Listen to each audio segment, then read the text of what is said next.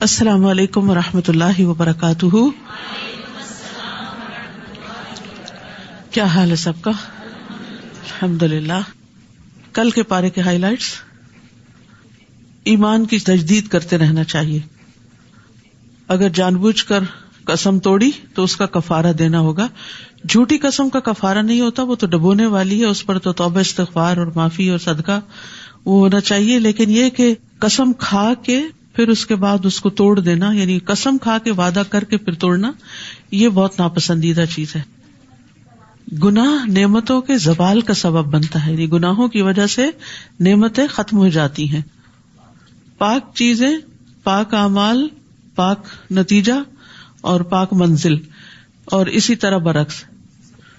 یہ کہتے ہیں کہ بعض کلاسز ایسی ہوتی ہیں کہ جس میں مسلمان بچے جاتے ہیں اور اس میں اسلام کے خلاف اتنی باتیں ہوتی ہیں کہ اگر 6 گئے ہیں تو 4 ایتھیسٹ بن کے نکلیں گے.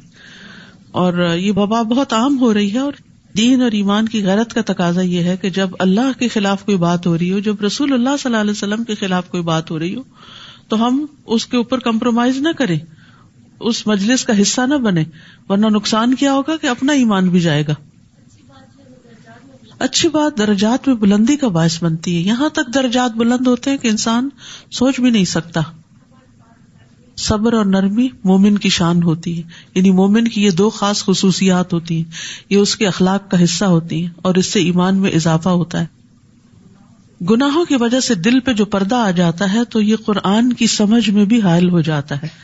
دین کی بات، اللہ کی بات پھر سمجھ میں نہیں آتی. 3 چیزیں صدقہ جاریہ ہیں: نیک اولاد، علم اور مال خرچ کرنا خیر کے کاموں میں، خیر کے پروجیکٹس میں. غور و فکر کی ہدایت کی گئی ہے. اللہ سبحانہ و تعالیٰ کی معرفت نہ ہونا اللہ سبحانہ و تعالیٰ کی ناقدری ہے، یعنی اللہ کی قدر کرنے کا حق یہ ہے کہ انسان اللہ کی معرفت اختیار کرے. اگر اللہ سبحانہ و تعالیٰ کی کوئی بات یا دین کی کوئی بات سمجھ میں نہ آئے تو استغفار کرے، ہو سکتا ہے یہ ہماری اپنی کسی غلطی کا نتیجہ ہو. دین کے معاملات میں قرآن و سنت کی پیروی اور دلیل کی پیروی کرنی ہے، آباء و اجداد کی اندھی تقلید نہیں کرنی. اللہ سبحانہ و تعالیٰ اٹھے ہوئے ہاتھوں کو خالی نہیں لوٹاتے.